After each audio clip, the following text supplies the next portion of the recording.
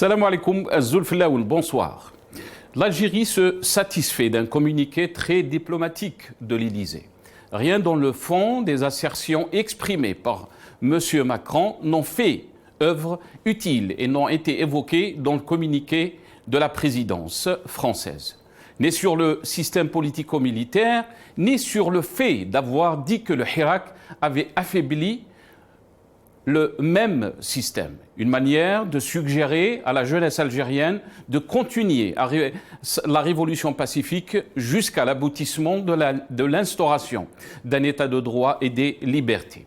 La presse algérienne, par ailleurs, glorifie la réaction de M. Tebboune, qui, par ailleurs, nous montre ses limites à chaque sortie qu'il effectue, laissant le doute sur la capacité à présider les destinées de notre pays. Par ailleurs, sur la crise libyenne, nous ne savons pas encore quel sera le niveau de la représentation algérienne, ce qui nous indiquera sur l'éventuel léger réchauffement de la relation entre les deux pays. Emmanuel Macron a commémoré les morts pour la France et le 103e anniversaire de l'armistice du 11 novembre 1918. Par ailleurs, lors de l'hommage rendu au dernier compagnon, M. Germain, le président Macron rend hommage aux Sénégalais, Tunisiens et aux Marocains morts pour que vive la France libre, en oubliant sciemment les Algériens qui ont combattu sous l'étendard français le nazisme. Est-ce un oubli volontaire?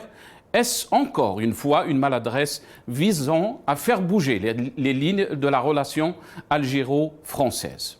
Le pouvoir algérien se trouve dans ce cas de figure où sa position est délicate et inconfortable, où il proteste de manière officielle et revendique une part de la victoire au nom des engagés algériens morts pour libérer la France, au risque de dénaturer tout le discours anti-français largement entretenu au sein des populations algériennes et qui participe au chantage mémoriel, où il se tait et ne peut prétendre à polémiquer en ces temps de crise extrême. C'est tout simplement les conséquences d'une diplomatie qui a vécu sur les rentes du passé et un courant de pensée dont le monde a largement dépassé. L'Algérie peut-elle se permettre, dans la séquence qu'elle traverse avec un front interne instable et qui risque d'exploser si la conjonction des problèmes économiques et financiers que vivent l'ensemble des Algériens, toutes couches sociales confondues, et les exigences politiques exprimées par le Hirak et quelques partis restés en opposition frontale au système, d'avoir plusieurs crispations diplomatiques, dont la principale est celle qui concerne le Royaume du Maroc, où beaucoup de pays appellent à la désescalade. Le pays vit des heures difficiles par la faute de l'entêtement d'un groupe de personnes travaillant au statu quo, au maintien du régime, empêchant le pays de retrouver le chemin de la liberté, de la démocratie et de l'état de droit. Il faut impérativement que les forces saines du pays se rencontrent, se concertent pour élaborer un projet politique et économique qui serait crédible, aussi bien au sein de la majorité du peuple du Hirak, mais aussi à l'extérieur pour rassurer les partenaires étrangers. L'heure est à l'engagement et à la reconstruction de l'idée nationale.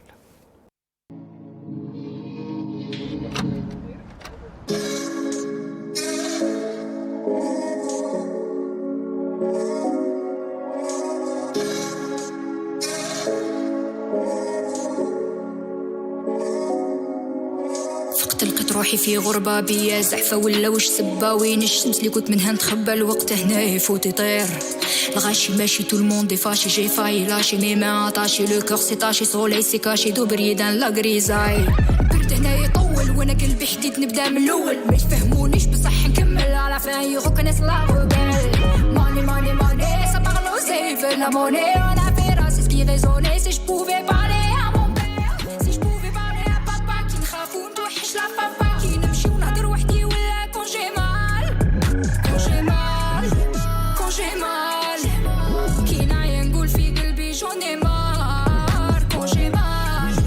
Quand j'ai mal, qui n'a rien goût, le fil de lui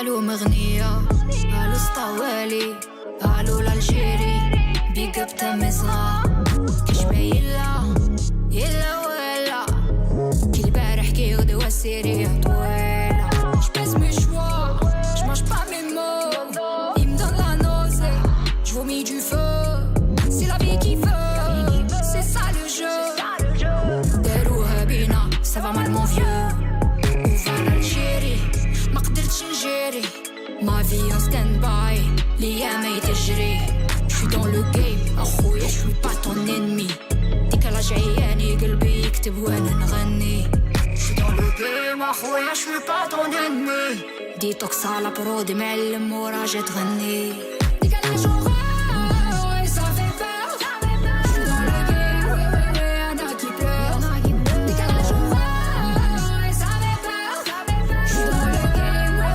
y'en a qui pleurent ديكالاج et ça fait peur Algérie-France, Tebboune fait de la surenchère. C'est le titre de notre émission pour ce soir. Et pour en parler, j'ai le plaisir d'accueillir Mohamed El Arbi Zitout, ancien diplomate, membre fondateur de Rached, qui sera avec nous par téléphone depuis Londres. On aura aussi le plaisir d'accueillir M. Brahim Younsi, ancien cadre du MDA 82-88. Il sera avec nous depuis Paris via Skype. On aura aussi le plaisir d'accueillir Sadr Sellam, historien depuis Paris, et M. Yahya Bounoual, analyste et politique depuis Paris aussi. On va commencer cette émission avec vous, M. Mohamed El Arbi Zitout, ancien diplomate, membre fondateur de Rached. Si Mohamed El Arbi Zitout, marhaba bik. شكرا لقبول الدعوة. مرحبا بك ومرحبا بالضيوف تاعك ومرحبا بالمشاهدين. الله يبارك فيك سي محمد العربي زيطوط. خلينا نروح للموضوع تاعنا، يعني كيفاش راك تشوف هذه العلاقة الجزائرية الفرنسية؟ الكثير يعني خاصة الصحافة الجزائرية كتبت في هذا الشأن على أساس أن ماكرون اتصل هاتفيا بتبون، ولكن تبون لم يكن يريد أن يرد على هذا الاتصال. كيف ممكن قراءة هذا يعني الوضع أستاذ محمد العربي زيطوط، يعني دبلوماسيا وسياسيا أيضا؟ شوف، أنا مانيش متأكد، بل بالعكس نظن باللي ما كاش هذا التليفون ماشي صحيح. على المرجح إنه ماشي صحيح نتاع، حتى واش خرجوا في الكومينيكي تاع ليليزي اللي خرج منه باللي ماكرون ريغريت، هذا تأسف ضعيف جدا. هذا ريغري ضعيف جدا. كان المفروض بعد واش قال ماشي حاجه بسيطه. واش قال هو انه الغى الجزائريين من الوجود باعتبارهم بلاد، باعتبارهم دوله، باعتبارهم امه. وثاني سي اتاكي او ريجيم اللي سماه ريجيم ميليتارو بوليتيكو ميليتير فاتيغي بار الحراك qui l'a fatigué et la suite. En plus, là il a dit clairement que pour les visas ça va toucher certainement la nomenclature, ou là ça va toucher les proches du régime.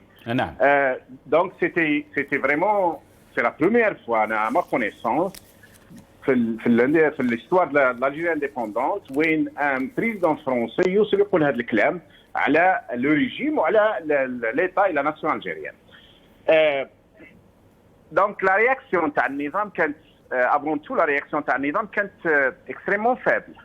لو فات دو رابلي لامباسادور هذه سي اكسيون تري فابل. ولكن استاذ العربي زيطوط غلقت حتى الاجواء، يعني الاجواء جوستومون جايك غلق الاجواء اللي كان ان كريم في حد ذاته، c'est-à-dire ouvrir هذا l'espace algérien pour les avions militaires français qui bombardaient au nord du Mali et du Niger et autres pays africains. هذا c'est un crime. هذا c'est une violation les principes اللي يقولوا هما de la non-ingérence ou les principes de la révolution algérienne. La révolution algérienne a contribué à l'indépendance de l'Afrique, et maintenant avec ce régime, ils ont confirmé, parce que pendant plusieurs années, ils refusaient ce qu'on disait, que l'espace aérien est ouvert pour les avions qui bombardent le Mali et dans d'autres pays africains. كانوا يقولوا بلي هذا الكلام ماشي صحيح. Maintenant, ils l'ont reconnu ou on a suspendu l'autorisation. Donc, ils ont suspendu l'autorisation pour les avions qui bombardent. Ils l'ont dit clairement au sein de l'opération Barkhane, et non pas pour tous les avions ou pour tous les avions militaires français. Donc, c'est une action, comparant à ce qu'ils ont fait avec le Maroc, c'est une action extrêmement faible. Parce qu'avec le Maroc n'a pas rejeté l'existence de la nation algérienne. Cependant, effectivement, un ambassadeur تكلم على l'indépendance de la Kabylie et l'Akhiré. C'est vrai, il fallait réagir. Mais ça, مع le Maroc, ils ont overreacted. يعني تعاملوا بشدة شديدة. ومع الفرنسيس, ils ont underreacted. الرياكشن تاعهم ولا الرد نتاعهم كان ضعيف جدا. دونك لانه هذو الامور صراو تقريبا في نفس الوقت. ماتنون بور دير باللي باسكو احنا شفناه مع دير شبيغل قال لهم باللي انا سي با موا كي فا فير لو بروميي با. فوالا. هاد انفان ماكرون انا جو ديري باللي لا في ان با اون اريير اون بليس. il n'a pas fait un pas. وعلاش سي العربي زيطوت؟ معليش خلينا برك، انا حبيت نسمع لان في نفس السياق هو ما قاله رمضان العمامرة وزير الخارجية الجزائر في نفس السياق، وحبيت نسمع الجواب من بعد. نستمع الى رمضان العمامرة. فأنتم اطلعتم على التصريح الذي أطلق من قصر الإليزي أمس. بكل تأكيد هذا التصريح خلافا لما تسبب في الخلافات وما تسبب في الأزمة. هذا التصريح يحمل أفكار معقولة على اعتبار أنها أفكار تحترم الجزائر تاريخا ماضيا وحاضرا وتحترم السيادة الجزائرية. ووصف دور الجزائر في المنطقة أنه دور أساسي ودور مهم، وأن الجزائر فاعل يقدر له دوره الإيجابي في المنطقة. فبناء على هذا كله تقرر أن تشارك الجزائر في هذه الندوة يوم الجمعة إن شاء الله. الظروف ليست كافية لمشاركة السيد رئيس الجمهورية شخصيا في هذه الندوة. أستاذ العربي زيطوت، سمعت يعني وزير الخارجية رمضان العمامرة ماذا قال، وأن الجزائر الآن يعني قبلت أن تشارك في هذه الندوة التي ستكون غدا، ندوة حول ليبيا، ولكن الظروف لم تكن يعني مجتمعة حتى تكون مشاركة تبون. نعم، وقبل ذلك قال باللي سمعت واش قال وجا من الإليزي وجابوا أفكار. أولا الإليزي ما قالش أفكار، قال كلمات، عبارات. ثانيا المفروض أنه عندما صرح ماكرون الشيف ديتا فرنسي، دونك لا بروميير انستانس، لازم الرد يجي من عند نفس اللي صرح. المفروض ماكرون هو اللي يتأسف واللي عبر على انه كلماته ما فهمتش وانه ما كانش يقصد وما كانش، ماشي من عند بيروقراط يخرج بيان ماناش عارفين ميم شكون. دونك هما على بالهم باللي انا كنت قلتها في وقتها، قلت واش يدير الميت في يد غسال، والنظام هذا في يد فرنسا، وفرنسا عندها 70 كارطه باش ما نقولش 70,000 كارت باش يقدروا يضغطوا عليها.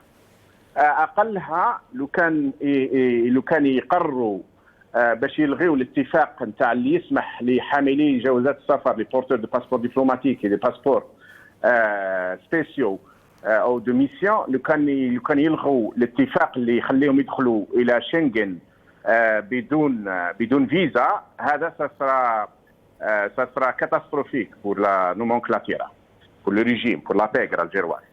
دونك هما عارفين وفرنسا تعرف والعالم يعرف باللي اذا كان النظام الجزائري لحد اليوم ما كاش منظمات دوليه وما كاش دول هاجماته فيما يتعلق بتعامله مع الحراك، سجن الصحفيين، ضرب الناس، ادخال المناضلين للسجون بما فيهم النساء بما فيهم الاطفال، فلان فرنسا تحميه. لأن فرنسا تحمي والنظام يعرف هذا جيدا، فرنسا تعرف هذا جيدا.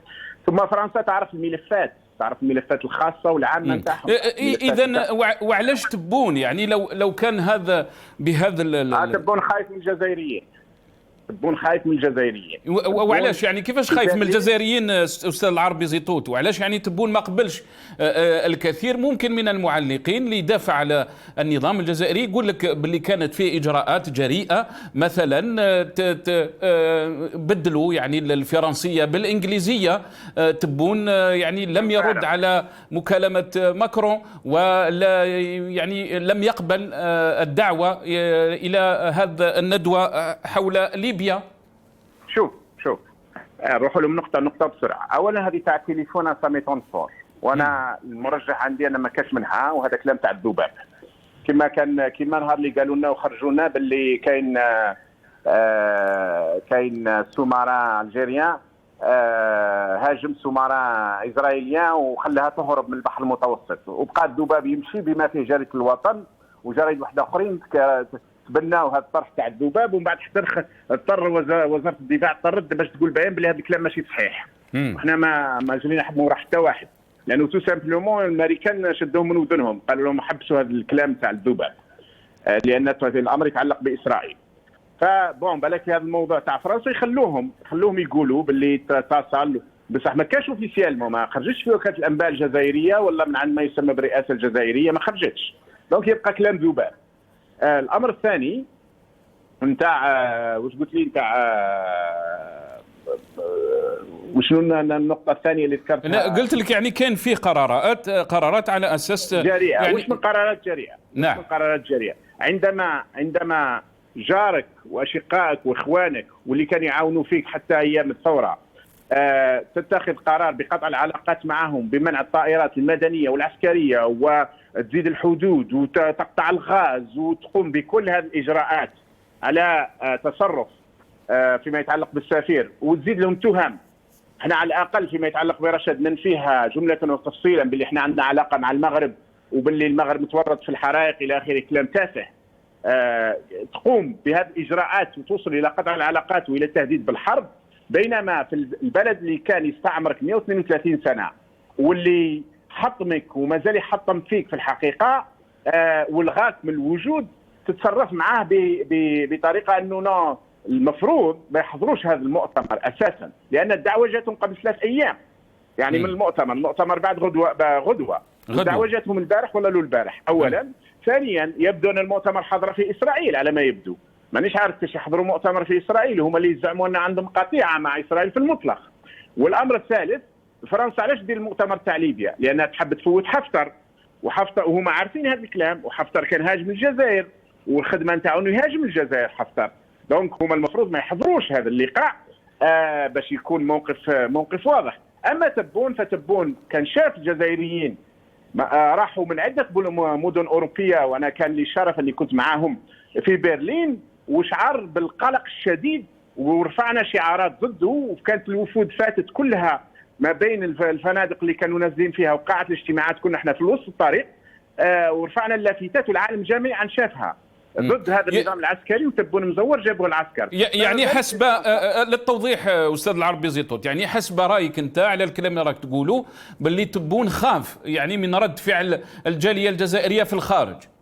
لن يزور تبون اي بلد، خاصه فرنسا اللي يعرف ان فيها ممكن يتظاهروا ضد عشرات الالاف من الجزائريين. لن يزور تبون اي بلد اوروبي، ربما يروح البلد واحد كما موسكو ممكن وين ما كاش الحق في التظاهر الى اخره ممكن، لكن اتحداه انه يزور اي عاصمه اوروبيه من اللي راهو خاضع لهم، مثلا مدريد او خاصه باريس، او لان الجزائريين هذا ماشي موضوع نتاعي انا، هذا يخص كل الجزائريين الاحرار، مش رايحين يسمحوا بهذه الزياره، على الاقل راح يزعجوهم بشده وتكون مظاهرات واحتجاجات. فهو خايف، هو مش ما زارش حتى الجلفه ولا عنابه ولا قسنطينه ولا تيزي وزو، ما عدا اذا خذينا زياره خاطفه هكذا وقت الحرائق اللي جابوها في وقت الخوف، ما زار حتى مدينه، يعني راهم من كلوب دي بان المراديه، وما ممكن راحوا مره ايضا الكلوب دي بان المعرض الجزائري هنا. هذا نظام خايف من شعبه ويتحامى بالخارج ضد شعبه. في الحقيقه هذه الحقيقه المره يعني. أنت تكلمت على الاحتجاجات أستاذ العربي زيطوط، كانت فيه وقفة احتجاجية اليوم في مدريد، ممكن عندنا بعض الصور، ويعني كانت تطالب وهذا الاحتجاجات كانت أمام على ما أظن لو بارلمون يعني تاع الإسبان. خلينا نشوف الصور ومن بعد نرجع لك أستاذ العربي زيطوط. الله أكبر محمد عبد الله، الله أكبر محمد عبد الله، الله أكبر محمد عبد الله، الله أكبر محمد عبد الله، الله أكبر محمد عبد الله، الله أكبر محمد عبد الله، الله أكبر داعم الإعلامي، الله أكبر داعم الإعلامي، الله أكبر، الله أكبر محمد عبد الله، الله أكبر محمد عبد الله،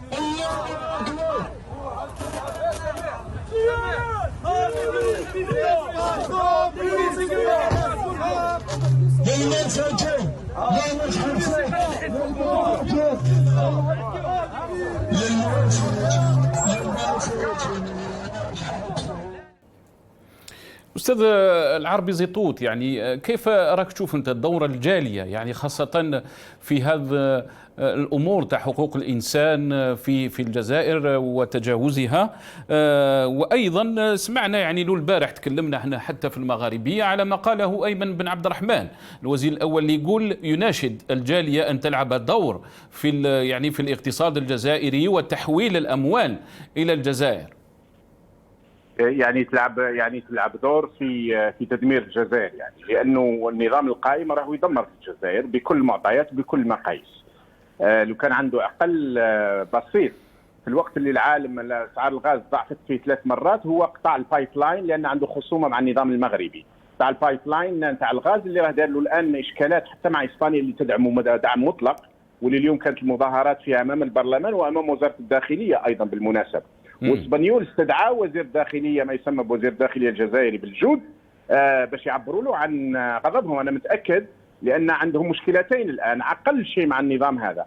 المشكله الاولى انه عهد لهم باش ما يعذبش ابراهيم الاعلامي ومحمد عبد الله اللي سلموهم له بطريقه غير شرعيه وبطريقه قبيحه، ونحن ندين بشده الحكومه الاسبانيه، وهما تعرضوا للتعذيب وخرجت معلومات عن ذلك. والسبب الثاني انه وضعهم في حرج في موضوع الغاز.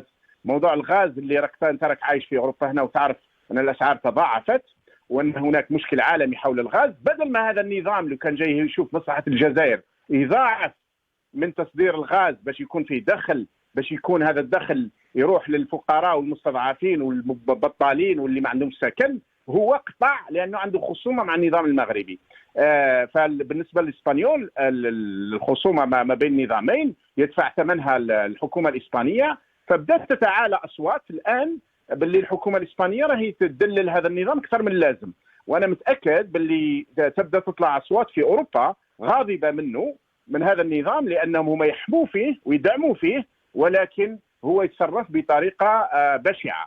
اخر تصرفات نتاع هذا النظام صراحه هو الاطاحه بالجنرال القايدي اللي هو حقيقه ثالث اهم شخصيه في الجيش الجزائري، ثالث اخطر جنرال في البلاد، واللي كان متوقع له ممكن حتى يصبح بديل لشنقريحه. اطاحوا به مما يؤكد ان الصراع مازال مستمر داخل النظام. وهذه كلها تعطي صوره للجاليه وغير الجاليه باننا امام انتاجر، ماشي رانا مافيا، ما راناش امام نظام حكم والله بلاد تحكمها ما نظام حكم حتى كي نعترضوا عليه نقدروا نساندوا ولا نتعاونوا على البلاد. لا، رانا امام مافيا، رانا امام انتاجر اللي دمرت البلاد حقيقه يعني وما زالت مستمره. كيفاش سامحني، كيفاش راك تشوف الان استاذ العربي زيطوط بعجاله يعني التطورات في هذه الازمه بين العلاقه يعني بين الجزائر وفرنسا؟ كيف ترى؟ هل يعني الجزائر ممكن تتراجع في الاجراءات نتاعها ولا عندها الامكانيات باش تصعد؟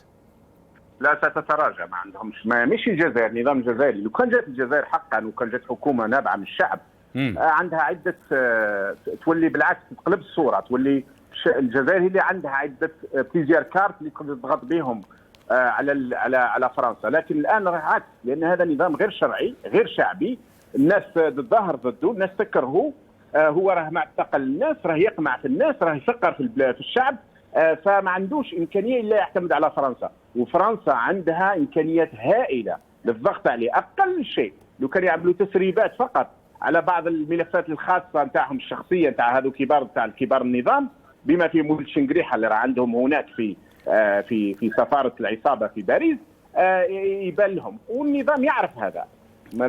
المخابرات الفرنسويه لما يتكلموا مع جنرالات المخابرات يقولوا لهم اسمعوا، راكم عارفين مليح باللي احنا نقدروا نضروكم يعني، ولو كان فرنسا ترفع يدها عليكم تجيكم الادانات من عده دول ومن عده منظمات دوليه، فسقموا رواحكم خير لكم. رانا امام السيد والحقيقه في الحقيقه العبد، حتى كي يتظاهر باللي يقدر ينزعج ولا يدير حاجه ولا الرد الفعل تاع النظام على فرنسا اللي الغت الجزائر من الوجود وهاجمت حتى النظام هذا القائم، رد ضعيف جدا يثبت باللي ما يقدروا يديروا والو في فرنسا وفق المبدا واش يدير الميت في يتغسلوا.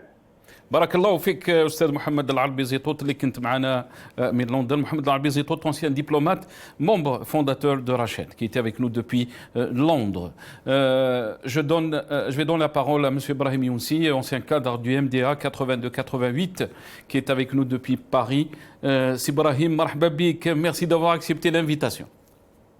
Merci de m'inviter. Ibrahim, je vous donne la parole, Ibrahim, sur cette question donc des relations algéro-françaises. Comment vous avez trouvé donc l'opinion avait donc rapporté cette information comme quoi Macron a essayé de joindre Abdelmadjid Tebboune. Abdelmadjid Tebboune, nous dit-on qu'il n'a pas voulu répondre à cet appel. Comment peut-on lire cette information, Ibrahim? On a vu du côté algérien, on a même, si on peut dire, fêté la réaction ou la réponse des autorités algériennes. Il est très difficile de savoir si le président de la République française, Emmanuel Macron, a appelé ou n'a pas appelé. Il est fort possible qu'il ait appelé pour inviter de façon directe au téléphone et avoir celui qui fait office de chef de l'État en Algérie de façon directe pour parler avec lui.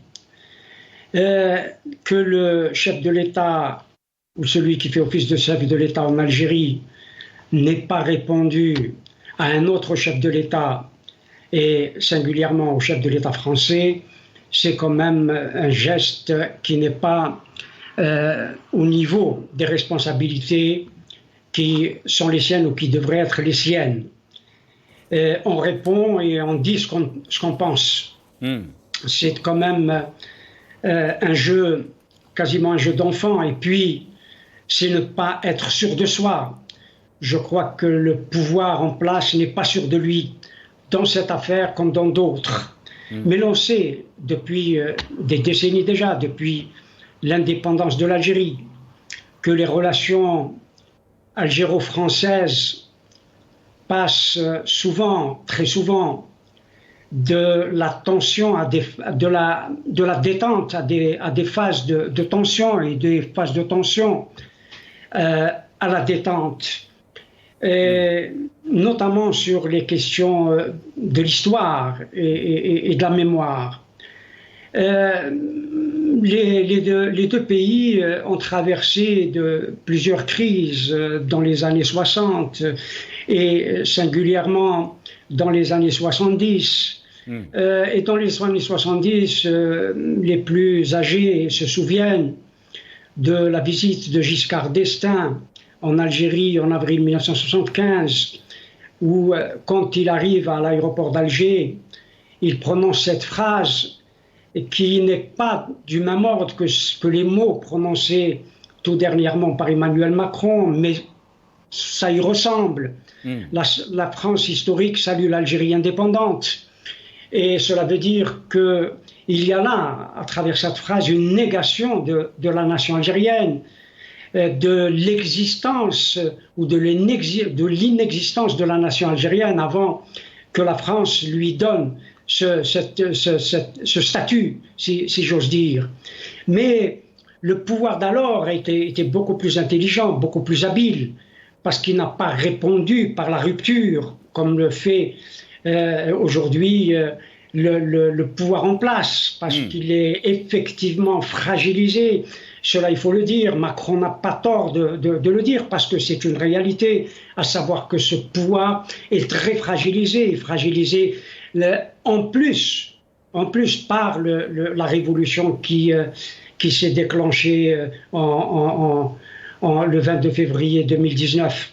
La réponse qui avait été donnée à l'époque, pardonnez-moi juste là, la réponse qui avait été donnée à l'époque, en 1975, a été de façon diplomatique, si j'ose dire. En tout cas, je me souviens de l'article que Ibn al-Hakim, comme il se fait appeler, le pseudonyme de Talb Ibrahimi, l'article qu'il avait fait pour démontrer que la nation algérienne existait, que l'Algérie avait au moins 25 siècles d'existence. C'était très habile et de façon très diplomatique, on a remis le chef de l'État français à sa place, à la place qui était la sienne, en lui démontrant que l'Algérie a existé depuis des millénaires. Je crois que l'attitude du pouvoir d'Alger actuellement montre effectivement sa faiblesse et sa fragilité. Mais Macron, il avait exprimé des regrets, Sibrahim, dans cette communiqué de l'Élysée. Il avait donc exprimé des regrets. Est-ce que vous pensez que c'est suffisant? Ces regrets sont suffisants ou on attend des excuses? Oh, regret, bien sûr, le mot peut paraître faible par rapport aux excuses qu'on lui a demandé de faire, mais il a fait un geste, il a fait un pas ou un demi-pas. Je crois que la diplomatie exige que l'autre partie fasse aussi un demi-pas, si elle doit faire un demi-pas qui n'est pas fait. Mais il faut dire aussi que les relations algéro-françaises, il faut les lire, comme disent les Chinois, entre les lignes. Le conflit algéro-français, si tant est qu'il y a un conflit entre deux États, je pense qu'il y a un conflit entre des hommes, comme il y en a eu au passé, auparavant. Les relations algéro-françaises, en effet, participent de ce entre les lignes, c'est-à-dire de l'implicite, de ce qui n'est pas explicite. Je crois que le problème, et ce qui n'a pas plu en Algérie, en plus des mots qui ont été prononcés de façon claire pour la première fois par la partie française, c'est l'explicite. Alors que nous savons que tout cela se disait dans l'implicite. C'est cela qui a déplu en Algérie, plus que les mots, c'est avoir rendu une position, une pensée de la France, l'avoir rendue explicite. Elle est entrée dans le cadre de l'explicite, alors que le pouvoir d'Alger aurait voulu rester toujours dans le sous-entendu, dans un cadre toujours implicite. C'est ça qui a fait que, et je crois que ce qui a le plus blessé le pouvoir d'Alger, c'est moins, parce que je viens de le dire, Giscard d'Estaing l'avait déjà fait, la négation de la nation algérienne, mais surtout que Emmanuel Macron avait mis en exergue la nature du système. C'est ça qui a déplu, la nature politico-militaire du système algérien. Et cela est une réalité. Pourquoi se fâcher parce que un chef d'État ou un ministre ou qui que ce soit d'autre exprime une réalité dans ses propos? C'est une réalité, nous le disons nous-mêmes, et le peuple algérien le dit lui-même, que le régime algérien est un régime militaire. C'est un régime tenu par les militaires. C'est une vérité. Ce qui est fait peut-être de part et d'autre, c'est la manipulation à la fois de la question mémorielle, mais de la question de la nature du système militaire algérien, parce que le système militaire algérien est un système militaire, qu'on le veuille ou non. Très bien, reste avec nous, Sibrahim. On a été rejoint par Yahya Bounouar, qui est journaliste, mais aussi analyste politique. Yahya, marhaba bik, merci d'avoir accepté l'invitation. Merci pour l'invitation, c'est toujours un plaisir. Yatik Saha. Droit au but, Yahya, sur les regrets donc, qui ont été exprimés par Emmanuel Macron. Bien sûr, il y a cette conférence qui sera tenue demain sur la Libye. L'Algérie sera représentée. On ne sait pas, est-ce que c'est le ministre des Affaires étrangères, Lamtan Mamra, ou une autre personne. Mais Tebboune a donc décliné l'invitation. Oui, vous savez, les relations internationales modernes, mais également depuis la nuit des temps, sont basées sur les intérêts. Quand Tebboune dit « je ne ferai pas le premier pas », Macron, il s'en contrefiche. Si les intérêts de la France lui commandent de faire le premier, le deuxième, le millième pas, il les fera. Vous savez, à ce niveau-là, les gens, ils ont des calculatrices à la place du cœur. Donc, on n'est pas dans les sentiments. On est vraiment dans les intérêts. Macron, je vous le rappelle, avant d'entrer en politique, c'était un banquier de chez Rothschild. Vous savez comment on appelait ses collègues chez Rothschild? Ses collègues qui sont des requins, hein, il l'appelait la brute. C'est-à-dire que c'est des gens qui détrousseraient une vieille de 80 ans de toutes ses économies sans sourciller, sans regret, sans remords, avec sa belle gueule d'ange, de premier de la classe et de fils de famille. Derrière, il y a une brute.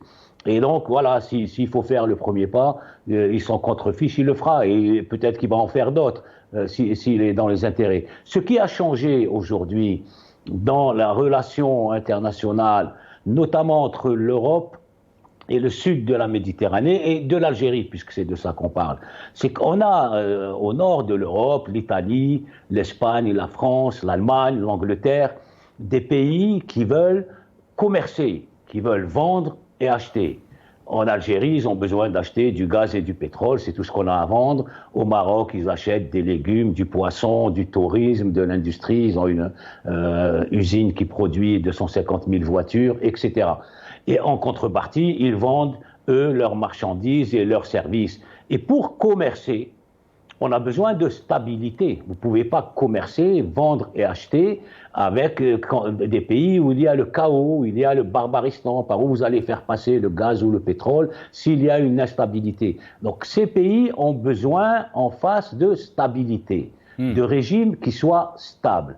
Or, ce qui est en train de changer, est-ce que vous pensez, Yahya Bounouar, je vous ai coupé la parole, je m'excuse, est-ce que vous pensez que le régime algérien n'est pas un facteur de stabilisateur? On a vu, par exemple, le responsable d'Africom qui, quand il est venu en Algérie, il a parlé que l'Algérie est un acteur qui est important dans la région, surtout pour la stabilité de la région.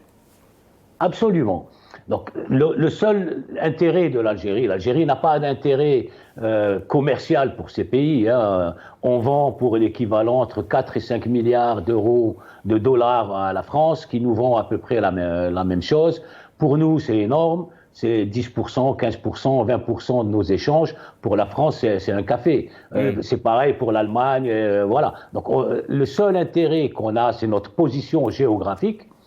On est le cœur de l'Afrique du Nord et donc on doit stabiliser l'Algérie, puis au-delà de l'Algérie, stabiliser la région de l'Afrique du Nord. On voit qu'en Libye c'est instable, en Tunisie c'est instable, on voit du côté de la frontière avec le Sahara occidental c'est instable. On voit dans ce qu'on appelle le Sahel, Mali, Niger, Tchad, c'est très instable. Et donc l'Algérie est au cœur. Il ne faut surtout pas déstabiliser l'Algérie, sinon c'est toute la région qui sera déstabilisée. Et donc on a besoin de stabilité dans cette région pour pouvoir commercer, vendre et acheter. Or aujourd'hui, ce qui est en train de changer en France, en Angleterre, en Allemagne, en Italie, en Espagne, c'est qu'on commence à avoir des doutes sur le régime militaire. Un régime militaire, par définition, est un régime instable. Nous sommes en 2021. Qui peut penser que des citoyens en Algérie ou ailleurs vont accepter un régime militaire qui les prive de leur liberté, qui les réprime, qui les emprisonne, pas de liberté d'expression, rien du tout. Il y a une crise économique, une crise sociale qui s'annonce et il faut une légitimité. Et donc la stabilité aujourd'hui à moyen et long terme, c'est la démocratie. Ce sont des régimes qui sont acceptés par les populations, qui acceptent des populations qui acceptent le régime, qui acceptent de partager les moments de crise et les moments de prospérité. Et donc un régime militaire aujourd'hui... Donc vous pensez, Yahya Bounoir, vous pensez que les dernières déclarations d'Emmanuel Macron, quand il avait qualifié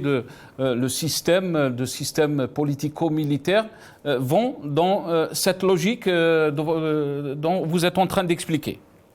Absolument, pas seulement les déclarations de Macron. Macron, quand il parle, il explique, derrière il y a des analyses, il y a des diplomates, il y a des services de renseignement, il y a des universitaires, il y a des académiciens. Donc lui il explique, il dit ce qu'on lui dit de dire. Il n'a pas dit seulement un régime politico-militaire, il a dit un régime fatigué. Affaibli par le Hirak. Et affaibli par le Hirak. Ça veut dire que, et ça c'est la force du Hirak. Le Hirak non seulement a affaibli ce régime, mais il l'a montré tel qu'il est au reste du monde. C'est un régime militaire refusé par la majorité de la population. Et elle est là, l'instabilité. C'est un régime qui peut-être ne sera plus là dans quelques semaines, dans quelques mois ou dans quelques années. On ne peut pas s'inscrire dans la durée, on ne peut pas imaginer une stabilité en Algérie pour les années à venir avec un régime militaire qui s'impose de force. À un moment, il faudra qu'il s'en aille. La stabilité, c'est la démocratie. C'est un régime accepté par les populations. Et de ce point de vue-là, il y a un changement, il y a en tout cas des interrogations. C'est toujours le début du changement. Quand on commence à s'interroger et à se dire que peut-être cela, c'est pas eux qui... Parce que pendant des années, ils ont assuré la stabilité. Mais Yahya Bounoir, il y a aussi des peurs de l'autre côté, des peurs que ce soit de la France, des grandes puissances. Si le régime part, on ne veut pas voir aussi connaître un vide. Ils ont l'expérience qui s'est passée en Libye, en Tunisie, ou dans d'autres pays. Est-ce que vous pensez que ces peurs font en sorte que le régime a indirectement un soutien peut-être qui n'est pas désiré par ces puissances? Absolument, vous venez de tout dire.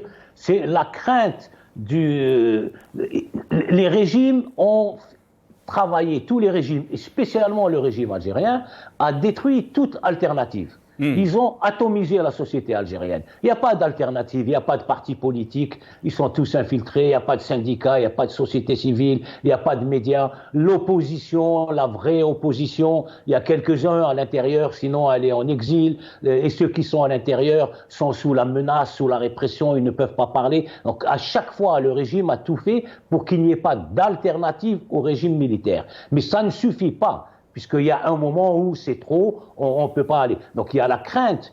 Ils ne veulent pas des généraux, ils ne veulent pas du régime militaire, ça c'est une certitude. Et ils commencent à s'interroger, ça c'est également une certitude. Il y a la crainte de, qu'est-ce que j'ai en face? Si les généraux, le régime militaire s'en va, qu'est-ce que j'ai en face? Eh bien, pour l'instant, il n'y a rien, il faut qu'on le reconnaisse. C'est l'échec du Hirak, l'échec, on le partage. On n'a pas été capable jusqu'à aujourd'hui de proposer une alternative au régime militaire, tous ensemble. Donc, et je prends ma part de responsabilité. Dans le Hirak, nous avons échoué à constituer jusqu'à présent. Ça ne veut pas dire que ça ne va pas se faire. Il faut que les choses mûrissent et ça peut se faire.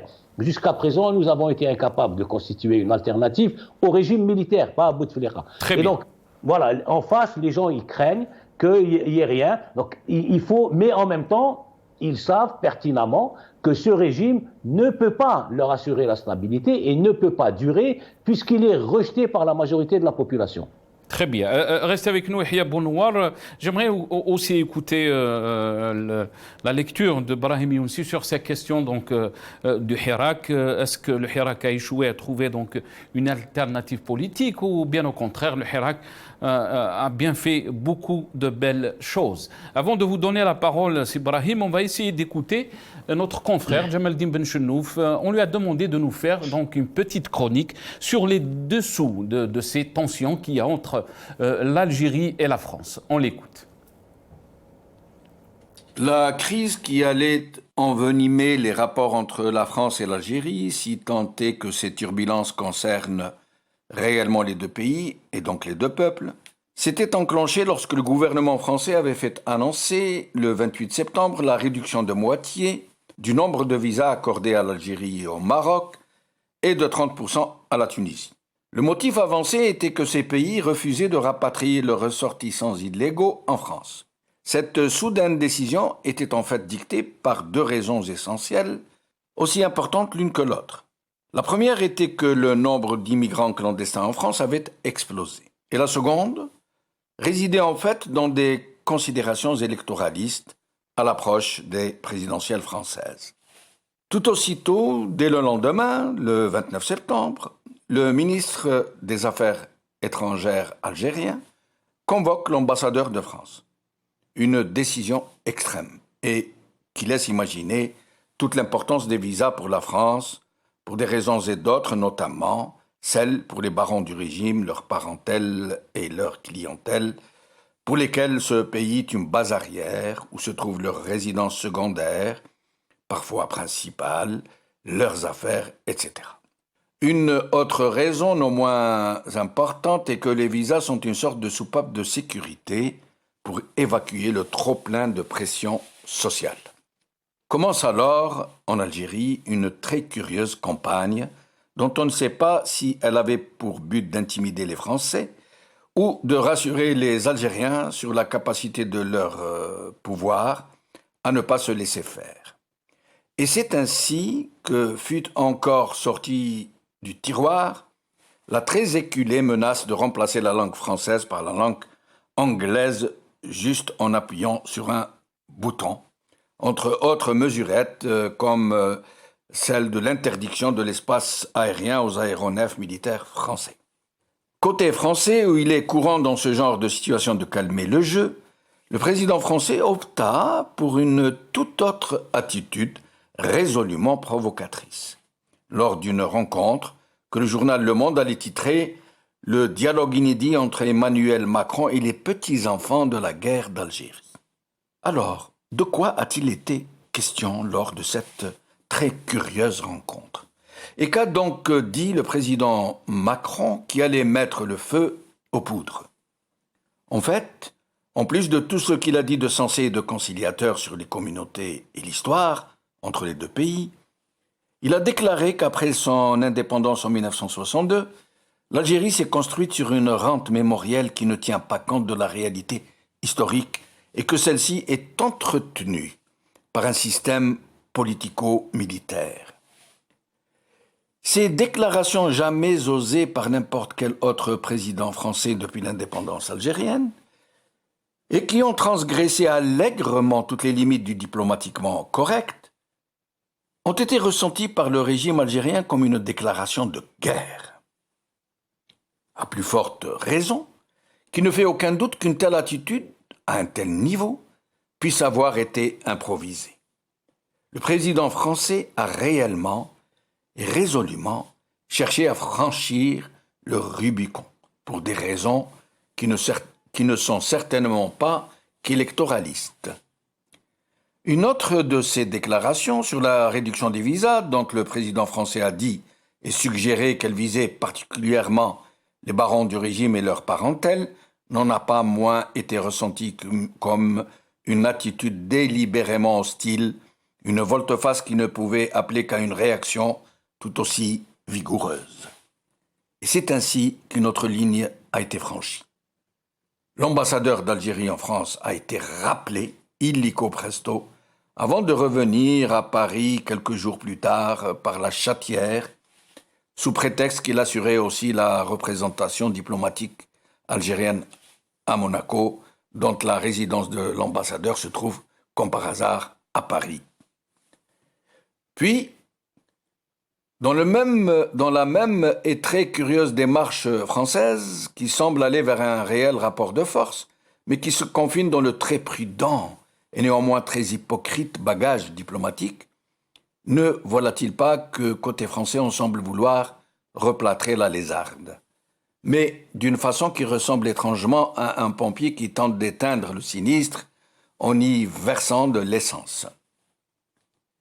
L'Élysée nous dit donc, à l'occasion de la conférence internationale sur la Libye, que le président Macron semble soudainement être revenu à de meilleurs sentiments à l'endroit de ses partenaires algériens, puisqu'il fait dire, à travers un conseiller, qu'il regrette les polémiques et les malentendus avec l'Algérie et qu'il a le plus grand respect pour la nation algérienne et son histoire.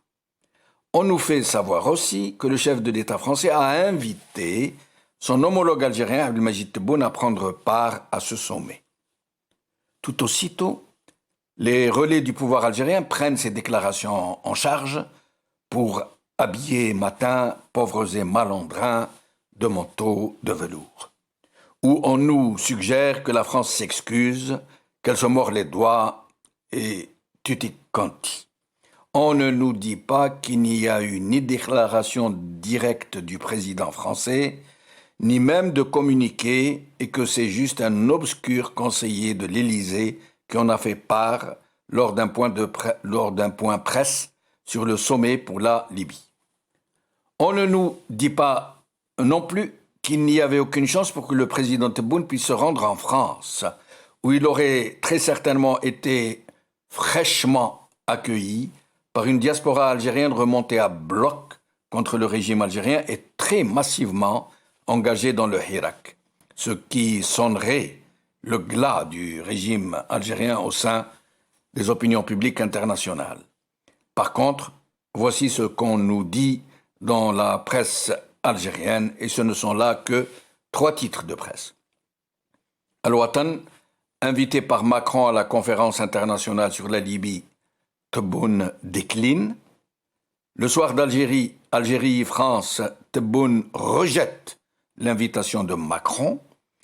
TSA, Tebboune refuse de reprendre contact avec Macron. Donc c'était notre confrère Jamaldine Bendenchenouf, les dessous de cette affaire ou des tensions qu'il y a entre l'Algérie, ou le pouvoir algérien et la France. C'était pas Al-Watan, c'était le journal Liberté. Juste une petite rectification. On a été rejoint par Sadr Sellem, qui est historien, qui est avec nous depuis Paris. Sadr Sellem, bonsoir. Merci d'avoir accepté l'invitation. Marhaba bik. Bonsoir. Sadr Sellem, sur ces relations, sur cette crise qu'il y a entre les autorités algériennes, mais aussi la France, on a vu ce communiqué, comme ça a été dit par notre confrère Jamaldine Benchenouf, c'est un conseiller, ce n'est même pas un Macron, on parle de regret par rapport donc aux dernières déclarations d'Emmanuel Macron, le président français. Quelle est votre lecture par rapport à ça, Sadr Sellem? Il faut rappeler que les déclarations qui ont mis le feu aux poudres n'étaient pas faites directement, ça a été rapporté par Le Monde. Mais ça a suffi pour provoquer la crise qui dure et semble être appelée à durer. Bon, maintenant, le président Tebboune a dit qu'il ne ferait pas le premier pas. Bon, on avait tendance à croire que l'invitation à participer à la réunion sur la Libye serait un premier pas de la part du président français. Et en fait, non. Puisque l'Algérie a réussi l'organisation d'une réunion à Alger sur la Libye de ce qu'on appelait le Djiwar,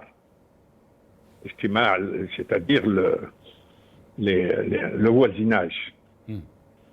Or, la réunion de Paris, c'est le Mouhit, c'est l'environnement.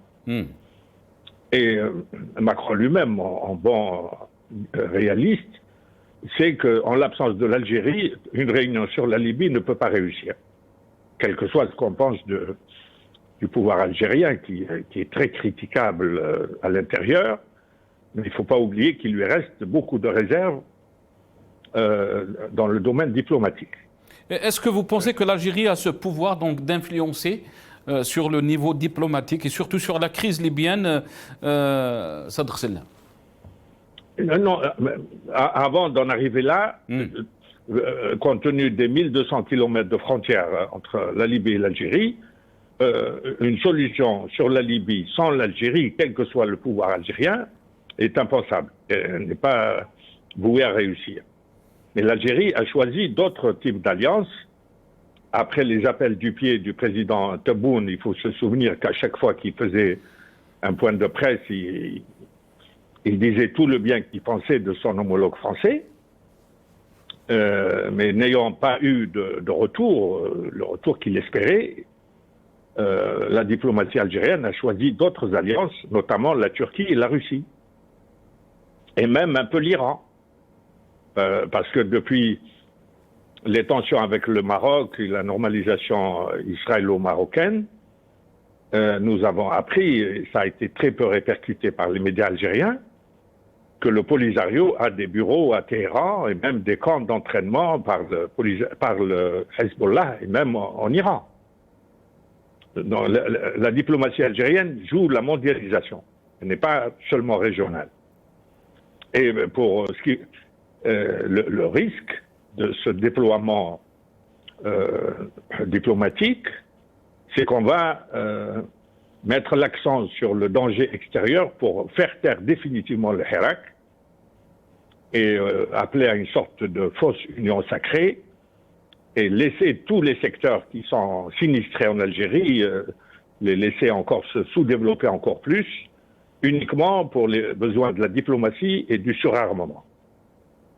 Beaucoup d'Algériens qui ont une tendance nationaliste narcissique louent la virtuosité de la diplomatie algérienne, mais il ne faut pas oublier que cette virtuosité est très dangereuse pour la situation à l'intérieur. Très bien. Et alors maintenant l'Algérie n'est pas absente à la réunion de demain, puisque le ministre des Affaires étrangères va venir. La Mamara va participer, mais ce n'est pas une réunion au plus haut niveau qui aurait consacré la réconciliation souhaitée par Macron. Très bien. Maintenant, il doit y avoir d'autres raisons, notamment sur le plan mémoriel, parce qu'il y a des informations qui traversent facilement la Méditerranée. Quand on apprend qu'il y a des équipes de franco-algériens qui sont mobilisés pour travailler sur l'histoire et donner raison un peu au discours présidentiel français sur l'histoire algérienne, avec de grands moyens, on peut comprendre les craintes, la persistance des craintes du côté algérien.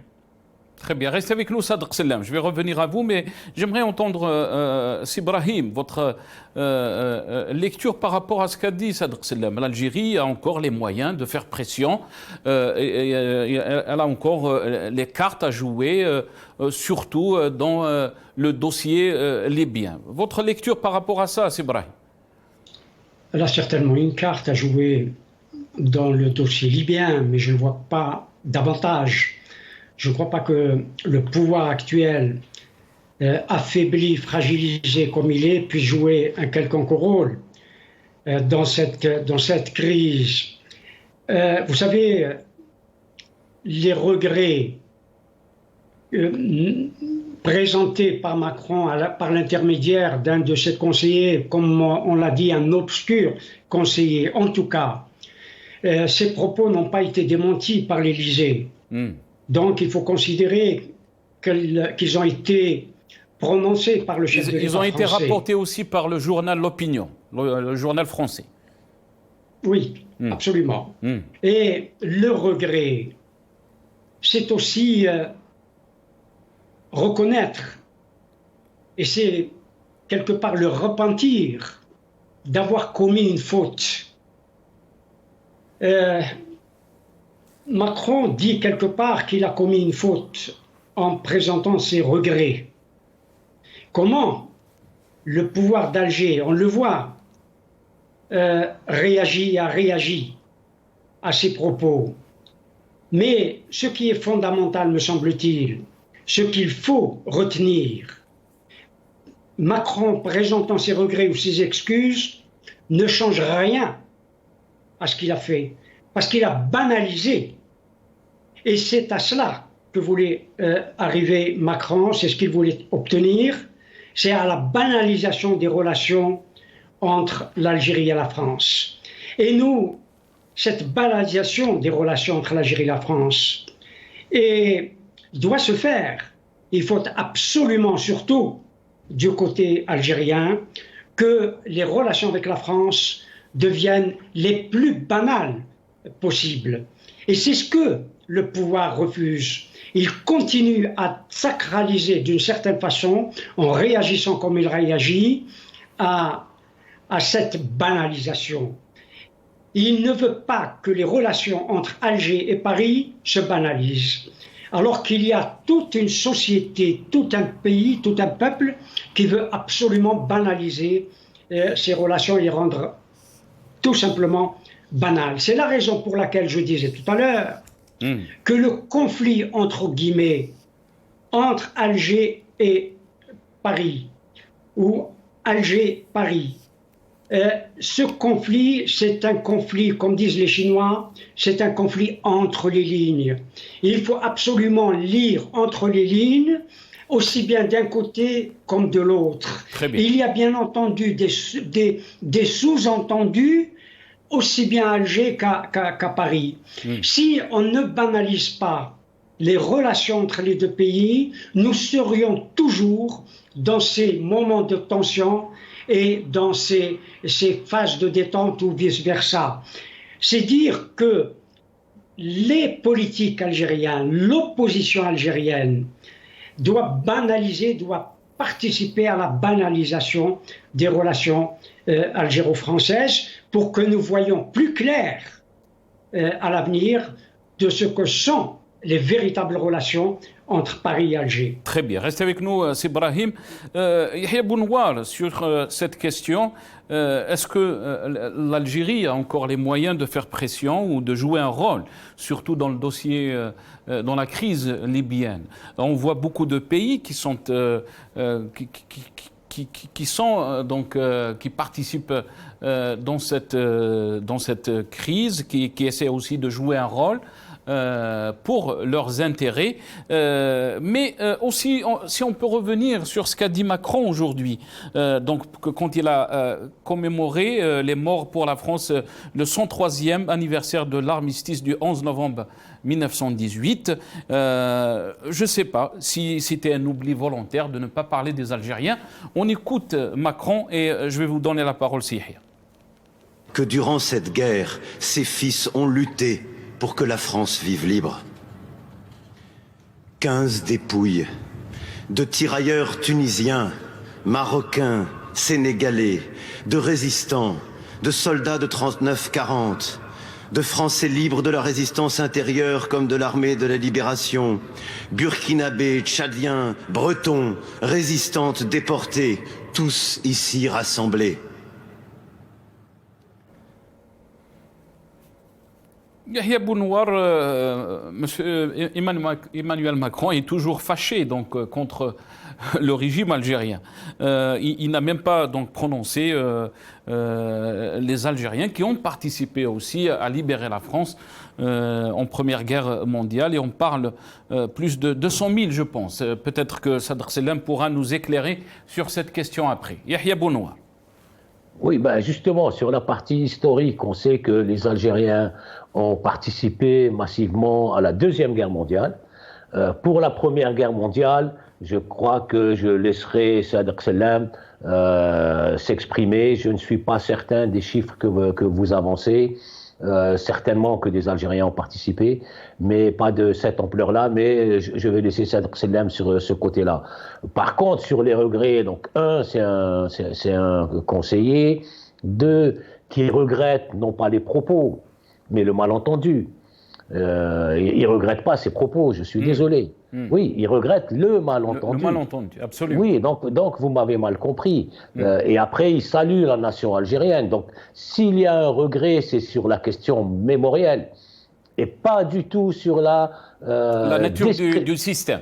La description du système algérien qu'il a qualifié de politico-militaire, et je trouve qu'il est généreux parce qu'on peut le qualifier de militaire tout court. Donc, mais c'est déjà un premier pas, et c'est ce pas qui agace les généraux algériens qui ne supportent plus rien. Vous les voyez, c'est des gens qui ne supportent pas mais est-ce que c'est juste indifférent, Yahya Bounoir, sur la question libyenne, par exemple, sur le dossier libyen, ou bien au contraire, c'est une vision du système politique algérien qui commence à agacer un peu les puissances, dont vous avez dit que c'est un facteur de non-stabilité? Sur la Libye, mais dans toute la région, la position géographique de l'Algérie, la nature du régime algérien, donc un régime militaire, fait que ce régime a une capacité de nuisance insupportable. C'est-à-dire qu'ils peuvent à tout moment déstabiliser des régions, des pays. Ils l'ont déjà fait dans les années 90 avec leurs services de renseignement, la police politique, créer des troubles à droite et à gauche. Ils ont des liens avec des groupes terroristes, notamment au sud, au Mali, et ça, ils ne s'en cachent même pas. Ils ont infiltré dans les années 90 les groupes armés islamistes et terroristes qu'ils ont utilisés pour des attentats. Ils sont soupçonnés jusqu'à aujourd'hui d'avoir participé, commandité, d'avoir eu un bras dans les attentats de Marrakech, dans les attentats à Saint-Michel, à Paris en 95, etc. Et dans l'assassinat des moines de Tibhérin. Tout cela existe, donc la capacité de nuisance du régime militaire algérien, elle existe, elle est là, et elle peut se déployer en Tunisie, en Libye, au Sahara occidental et ailleurs dans le Sahel. Donc tout ça, c'est une menace qui pèse sur, quand vous cherchez la stabilité et que vous avez en face un régime qui, lui, peut à tout moment vous créer de l'instabilité, créer des incidents et des conflits, alors que vous cherchez à calmer les choses. Bien sûr que la capacité de nuisance du régime algérien, elle est grande, et je pense qu'elle est insupportable pour beaucoup de gens, y compris pour nous en tant qu'Algériens, qui cherchons pour notre peuple la stabilité, la prospérité, la vie dans la dignité, dans la liberté et dans la démocratie. Et vous avez des gens qui font exactement l'inverse. Pas de démocratie, pas de liberté, et quand vous les embêtez trop, et quand vous les critiquez trop, pour les Algériens, ils les répriment, ils les jettent en prison, et pour l'étranger, ils leur créent des conflits. Donc on a un régime qui est devenu un danger, une espèce de mafia qui prend en otage non seulement l'Algérie et le peuple algérien, mais toute la région, en disant, voilà, ou c'est nous, ou on reste en place, où on vous crée des problèmes. Donc c'est pour ça qu'il y a un moment, je pense que les 20 années de Bouteflika, quoi qu'on en dise, il avait réussi à calmer les choses. Il a réussi quand même à assurer une stabilité pendant de longues années pour l'Algérie. Et puis là, on est re-rentré dans un cycle d'instabilité. Il y a eu une très belle occasion historique de basculer de ce régime vers un régime démocratique grâce au Hirak à partir de 2019, mais les militaires algériens ont refusé et se maintiennent en place par la force. Ils constituent un danger, ils constituent une menace, ils constituent une source d'instabilité, non seulement pour l'Algérie, mais pour toute la région. Très bien. Sadr Sellam, je vais revenir à vous pour nous éclairer un peu sur cette page d'histoire. Est-ce que les Algériens donc, ont joué un rôle dans la Première Guerre mondiale et que Macron, dans son discours aujourd'hui, commémorant donc le 103e anniversaire de l'armistice du 11 novembre, n'a pas parlé d'Algériens, il a parlé de Marocains, Tunisiens, Sénégalais. Ça prouve que les regrets ne sont que relatifs et qu'ils persistent dans la polémique, parce que l'histoire de la Première Guerre mondiale est beaucoup mieux connue que celle de l'Algérie ottomane. Or, le plus fort contingent à l'époque des soldats qui sont morts en France, ce sont les Algériens. Parce que l'Algérie est une colonie, la Tunisie Et le Maroc était protectorat où on pouvait pas mobiliser autant qu'on pouvait. Le nombre d'Algériens valu à 80 000, c'est considérable à l'époque. On a avancé un chiffre, Sadr Sellam, mais j'aimerais vérifier ceci avec vous. Plus de 200 000 musulmans algériens qui ont participé. Ceux qui ont participé, oui. Oui. Le 80 000, c'est les morts. Algériens musulmans, bon, oui, c'est un chiffre confirmé. Mais c'est un geste, un manque de courtoisie vis-à-vis du peuple algérien. En 1918, il n'y avait pas Tebboune. Donc l'UREG se compte avec le président Tebboune en manquant de courtoisie avec l'ensemble du peuple algérien qui a participé, malgré la colonisation, à la défense de la France, parce qu'on a cru à des réformes sérieuses. Mais en 1919, il y a eu des réformettes, et c'est parce qu'elles n'étaient pas suffisantes que ça a donné un coup de fouet au mouvement nationaliste indépendantiste. Donc là aussi, je pense que l'apaisement n'est pas pour demain. Et je suppose que du côté algérien, on mise sur la longue durée. Notamment, il n'y a pas un grand souhait, côté algérien, de voir la crise libyenne réglée à la suite d'une réunion à Paris. Parce que ça donne l'occasion de rappeler que c'est un précédent président français qui a démantelé la Libye et que le rôle de ses successeurs n'était pas très net, puisque la France, pendant assez longtemps, elle soutenait Haftar. Mais aussi Sadr Sellam du côté français, peut-être qu'il pense comme quoi la position de la France, de l'Algérie, pardon, n'est pas aussi influente dans le dossier libyen. Ils veulent faire croire à ça, mais l'Algérie a réussi. On va voir le résultat de la réunion de demain. Mais la réunion du voisinage à Alger a été un grand succès pour la diplomatie algérienne. On va voir si la réunion de demain aura un succès comparable. Et puis la France a besoin de l'Algérie au Mali, surtout. Parce que le changement de l'article de la Constitution qui permet virtuellement l'intervention de l'armée algérienne hors des frontières a créé beaucoup d'illusions à Paris. Et on a cru que ça allait être automatiquement appliqué à la fois en Libye et en Algérie, parce que du côté français, il y a des gens qui veulent faire sous-traiter la guerre, c'est-à-dire fournir du matériel militaire et envoyer des troupes locales, avec un risque zéro du côté français. Même quelqu'un comme Chevènement, qui est un ami de l'Algérie. Très bien. Sadr Sellam, parce qu'on est pressé un peu par le temps, je m'excuse, je voulais juste avoir votre derrière. C'est un manque de courtoisie pour les franco-algériens que Macron cherche à mobiliser pour la guérilla mémorielle. Est-ce que vous pensez que le régime algérien a été affaibli, comme l'a dit Macron, par le Hirak? Ce qui se passe à l'intérieur, si on peut dire, ça a joué un facteur pour que le régime soit affaibli à l'extérieur? Non, à l'extérieur, il a des ressources. Il a la Russie, la Turquie et d'autres alliances. Très bien. Mais à l'intérieur, évidemment, le Hirak a délégitimé le pouvoir. Le pouvoir qui refuse de tenir compte des revendications du Hirak est illégitime. Or, le président français avait commencé par avoir beaucoup d'amis parmi la Al-Saba, dont certains sont en prison ou en exil. Merci Sadr Sellam. Le mot de la fin très rapidement, Yahya Bounouar, et je vais terminer avec Brahim Younsi. 30 secondes chacun, s'il vous plaît. Yahya Bounouar. Oui, le mot de la fin, c'est qu'il faut que le régime des généraux et le régime militaire arrête de se poser en acteur de force de déstabilisation, qu'on réfléchisse à l'avenir des Algériens, à comment vivre tranquillement, en paix, dans la dignité dans notre pays, construire notre pays, penser à l'avenir des nouvelles générations, leur assurer de l'éducation, la science, l'université, et plutôt que d'aller chercher des conflits à droite et à gauche, juste pour se maintenir au pouvoir. Merci. C'est Brahim. Très rapidement, s'il vous plaît, le mot de la fin.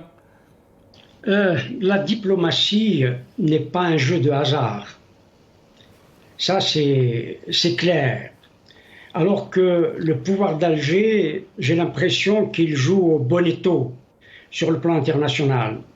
Et c'est dommage, parce que l'intérêt de l'Algérie est que la région, et notamment la situation en Libye, soit stable ou stabilisée.